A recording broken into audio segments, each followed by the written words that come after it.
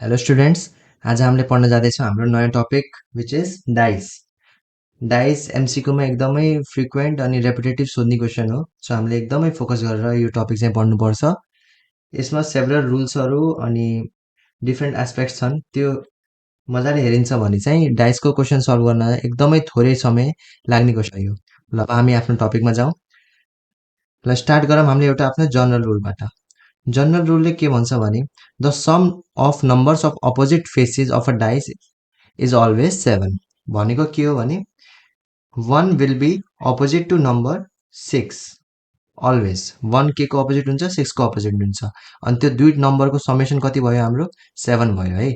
Like 2 will be opposite to number 5, 2 plus 5 कति भयो 7। Similarly 3 will be opposite to number 4, 3 plus 4 कति भयो 7 भयो। हामीले के बुझ्न सक्यौँ भने यो कुराले कि sum of number of opposite faces, कुनै पनि डाइसको अपोजिट फेसेसको नम्बरहरूको सम अलवेज के हुन्छ 7 हुन्छ है। 1 र 6 सधैँ अपोजिट हुन्छ, 2 र 5 अपोजिट हुन्छ र 3 र 4 अपोजिट हुन्छ। यो क्लियर भयो आई होप। यो चाहिँ एउटा ओपन डाइसको एउटा इक्जाम्पल भयो, स्पेसिमेन भयो, हजुरले हेर्न सक्नुहुन्छ। 2 अपोजिट भयो 5 को, 1 अपोजिट हुन्छ 6 को अनि 3 अपोजिट हुन्छ 4 को। ल अब हामी आफ्नो नेक्स्ट टपिकमा जाउँ। नेक्स्ट टपिक छ टाइप अफ डाइस। डाइस हामीले क्लासिफाई गर्न सकिन्छ टु टाइप्समा, एउटा हुन्छ स्ट्यान्डर्ड डाइस, अर्को हुन्छ अर्डिनरी डाइस। एउटा इक्जाम्पल लिएर बुझौँ, धेरै सजिलो हुन्छ। For example 2 4 5 1 6 3।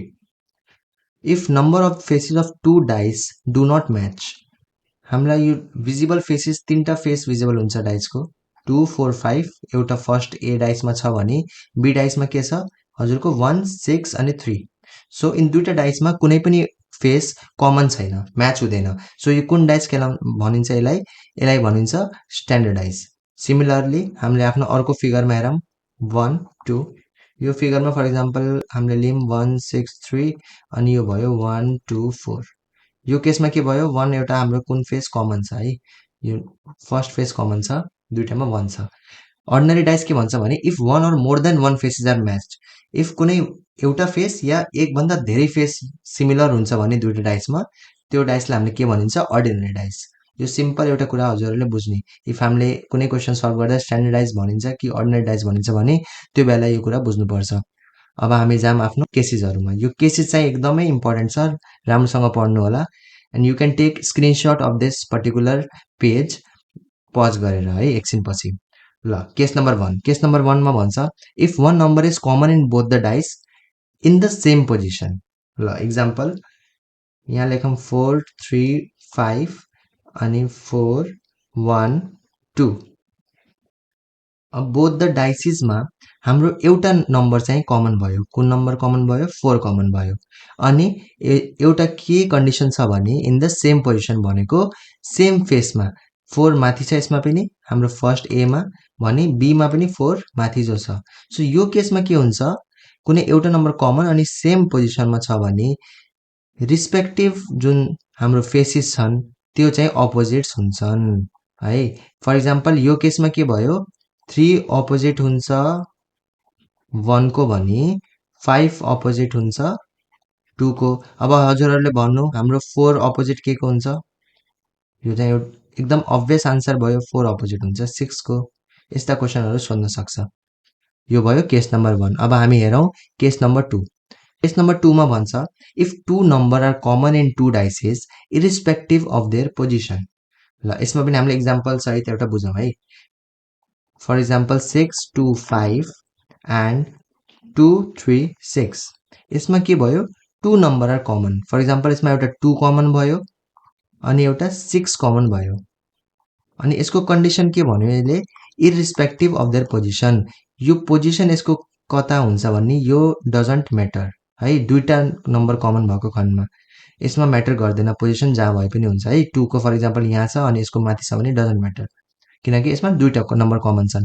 सो यो केसमा के हुन्छ दुईटा नम्बर कमन भयो भने जुन रिमेनिङ नम्बर हुन्छ, रिमेनिङ लाइक यो डाइसमा ए डाइसमा रिमेनिङ नम्बर के छ 5 छ अनि बी डाइसमा रिमेनिङ नम्बर के छ हाम्रो 3 छ। So these two these two remaining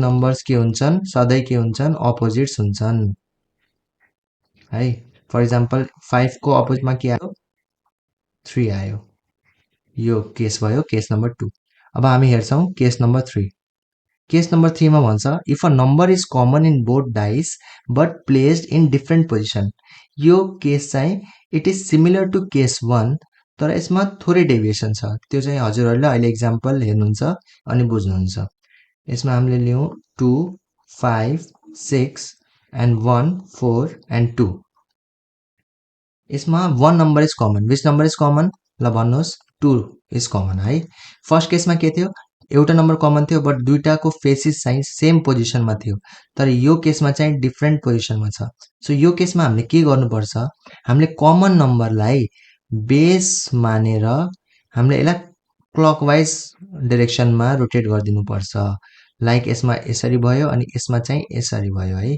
अनि यसको तल हामीले ए र बी भनौँ यसलाई है एलाई हामीले कसरी लेख्नुपर्छ फर्स्टमा जुन कमन नम्बर छ त्यो लेख्ने त्यसपछि क्लकवाइज रोटेट गर्दा जुन नम्बर आउँछ त्यही लेख्ने 2 पछि आउँछ 5 देन आउँछ 6 सिमिलरली बीमा के आउँछ कमन नम्बर भयो 2 2 पछि के आछ यो डिरेक्सनमा 1 अनि त्यसपछि के आछ 5 त्यसपछि सरी 4 सो यिनी दुईटा नम्बर सधैँ अपोजिट्स हुन्छन् अनि यिनी दुईटा नम्बर चाहिँ सधैँ अपोजिट हुन्छन् यो चाहिँ हामीले बुझ्नु पर्यो 5 को अपोजिट के हुन्छ 1 अनि 6 को अपोजिट के हुन्छ 4 सो रिमेनिङ के भयो 2 2 को अपोजिट अभियस एउटा नम्बर मात्रै बचेको त्यो चाहिँ 3 हुन्छ यस्ता क्वेसन चाहिँ हजुरहरूलाई सोध्न सक्छ हामीसँग यिनी तीनटा केस छ यो चाहिँ एकदम राम्रोसँग बुझ्नु होला हामीले कुनै पनि क्वेसन मजाले सल्भ गर्न सकिन्छ within a few seconds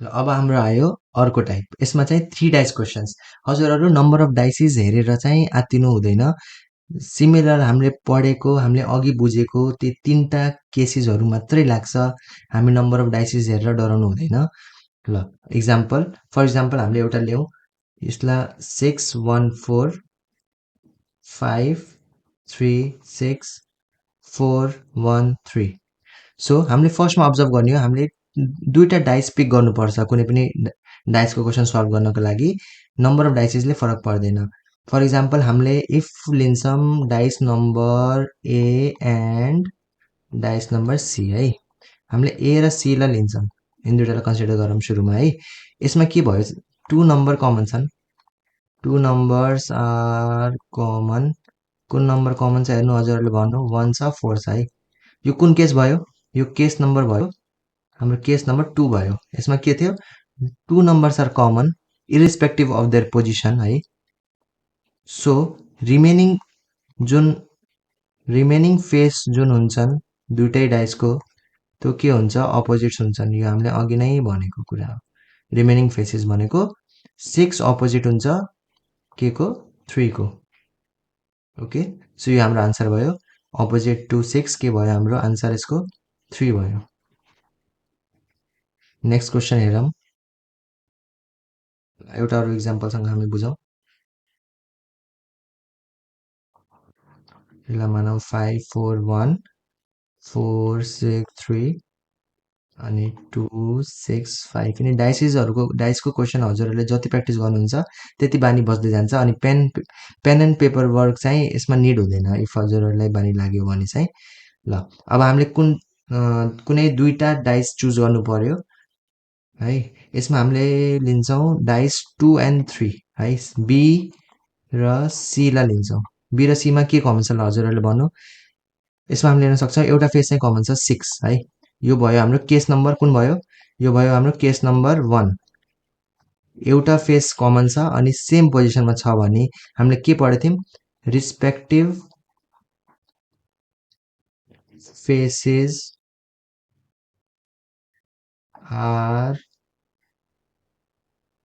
opposites है यसमा चाहिँ 6 कमन भयो भने चाहिँ रिस्पेक्टिभ फेसेस के भयो 4 अपोजिट 2 को अनि 3 अपोजिट 5 को 4 अपोजिट भयो 2 को अनि 3 अपोजिट भयो 5 को सो क्वेसनमा के सोधेको छ हामीलाई 6 को अपोजिट सोधेको छ सो रिमेनिङ के हुन्छ 1 हुन्छ यो हाम्रो आन्सर भयो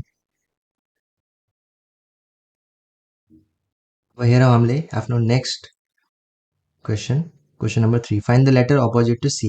ल यो एउटा एक्जाम्पल भयो है। डिसिई एबिसी अनि एफइबी। वी क्यान टेक अब यसमा फेरि दुईटा हामीले डाइस लिनु पर्यो है। फर्स्ट कन्सिडर गर्नु पर्यो दुईटा डाइस। अब यसमा ए केस हेर्नु पर्यो, बी केस हेर्नु पर्यो, सी केस हेर्नु पर्यो, कुन अप्लाई हुन्छ त्यो हेर्नु पर्यो अनि हामीले डाइस चुज गर्नुपर्छ फर्स्टमा। फर इक्जाम्पल हामीले लियौँ ए एन्ड बी है। ए र बी डाइस लियौँ। यसमा चाहिँ एउटा नम्बर चाहिँ कमन छ, एउटा फेस चाहिँ कमन छ, कुन सी। सी कमन छ तर प्लेस्ड इन डिफ्रेन्ट प्लेस भनेपछि हाम्रो केस कुन आयो, यो थर्ड केस, हाम्रो जुन कम्प्लिकेटेड केस थियो त्यो केस आयो। यसमा हामीले के गर्थ्यौँ, ए को केसमा के गर्छौँ हामीले बेसलाई फर्स्टमा राखेर यसलाई हामीले क्लकवाइज रोटेट गरिदिन्छौँ। बेसलाई गरेर क्लकवाइज रोटेट गरिदिन्छौँ है। सी ए को केसमा सी पछि के आउँछ, ई आउँछ, अनि ई पछि के आउँछ, डी आउँछ। बी को केसमा के हुन्छ, सी पछि के आउँछ, ए आउँछ, ए पछि के आउँछ, बी आउँछ। ई को अपोजिट के भयो, ए, डी को अपोजिट के भयो, बी है। ई को अपोजिट भयो ए, डी को अपोजिट भयो बी। सो क्वेसनमा के सोधेछ हामीलाई, सी को अपोजिट सोधेको छ। रिमेनिङ के भयो, हाम्रो लेटर एफ भयो। सो सी को opposite is F. So that's all for today my dear friends. I hope हजुरहरूले यो टपिक मजाले बुझ्नुभयो। I can assure you all कि अबदेखि डाइसको क्वेसन्स हजुरहरूले इजिली सल्भ गर्न सक्नुहुन्छ। And the main thing is please suggest me more and more topics so that I can make more videos and help you all. Thank you.